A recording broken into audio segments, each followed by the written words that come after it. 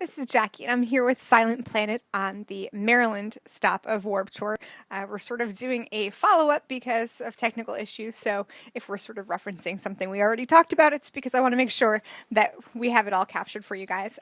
So, your new album, Everything Was Sound, came out July 1st. Um, Not that we want fans to listen to only one song, but if you could each choose one song off the album that you want fans to listen to first, because it gives a good first impression, what would it be? I would choose a song called Understanding Love is Lost. It's the fourth song on the album. Um, I would say probably Panic Room. It's the first single that we released from the record. I believe it's track 6. And just because it kind of has everything, kind of like every type of thing that happens on the album, that song I think has just about like the highs, the lows, the yelly parts, the real washy stuff. I think it's a good representation of the whole record as a whole, I think. For me, it would be First Father. So, those of you that are out on Warped Tour now, what songs from the new album are you playing right now live? It's funny, I was just talking to someone at our merch table about this.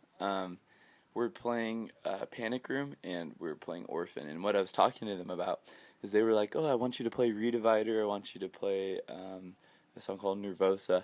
And it occurred to me how funny it was that when we started this tour, no one knew that those songs had even existed.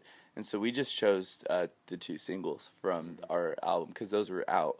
Because other songs, like, people would have never had the chance to go home and hear at the beginning of the tour. And here we are 20 days later into Warped Tour, and people are like, why don't you play more of the new stuff?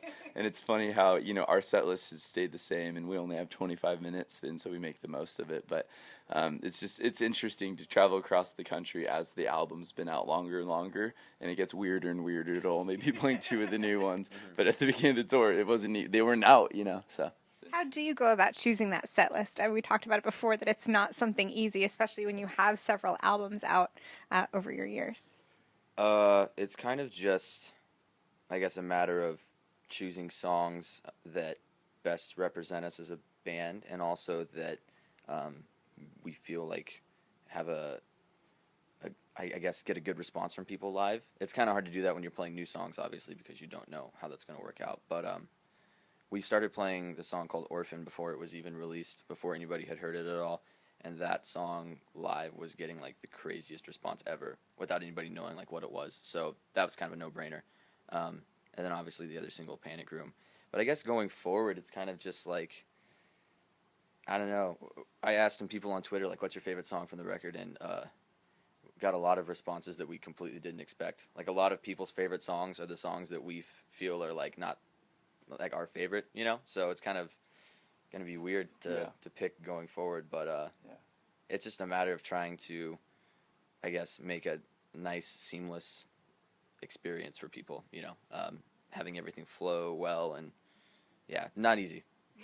As Warped Tour sort of turns back west, any sort of reconsidering the set list or any changes that you might make? We're actually not on the rest of Warped Tour. Tomorrow is our last day, and then we tour home with some friends of ours called, name is Phineas, some of our best friends. So, yeah, we're actually not on Warp for the rest. So I got you again just in time. So that's great. So Everything with Sound has a very specific focus in that its topics, all the songs deal with different types of mental illness. What sparked that sort of idea to continue that forward for a whole album?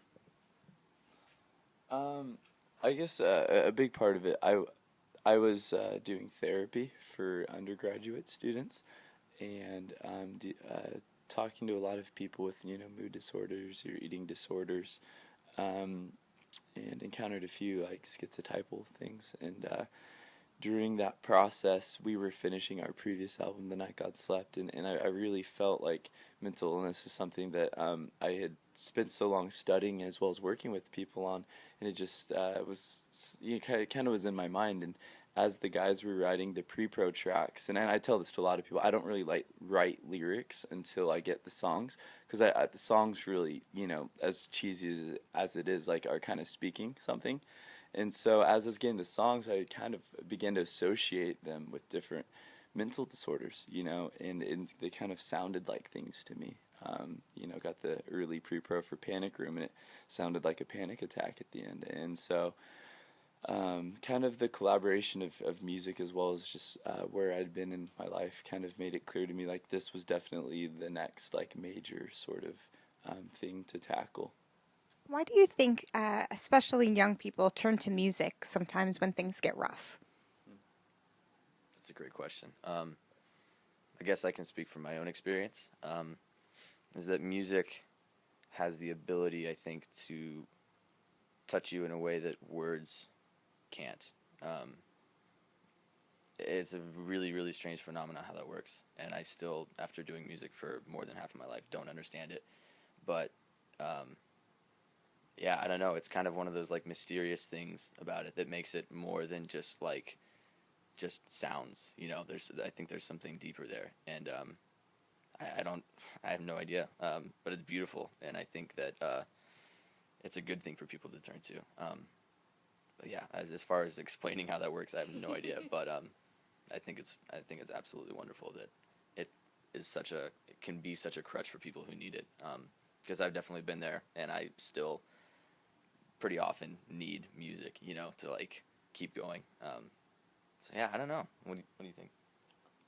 Yeah, I mean everything that Mitch said, I back. I think that music is maybe almost like a language, and every language has its own like value system. Some are more economic, some are more communal. If you study languages as far as what they value and the values of those who created the languages we use.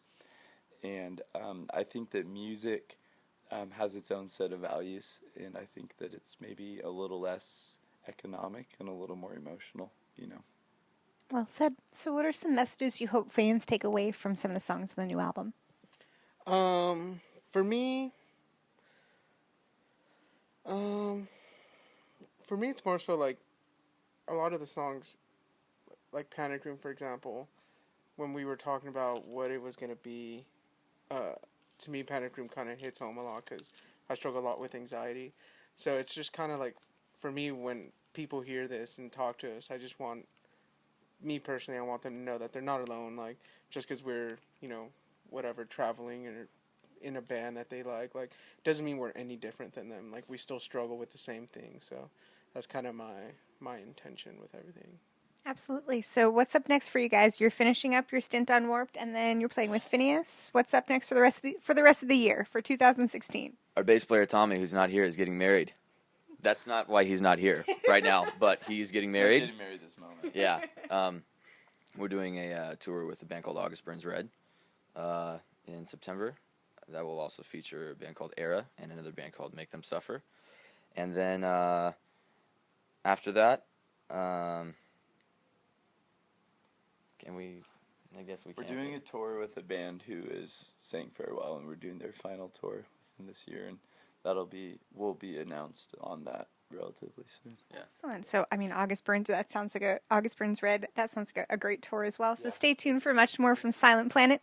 This is Jackie. Thanks to In the Key of Change and Chorus.fm.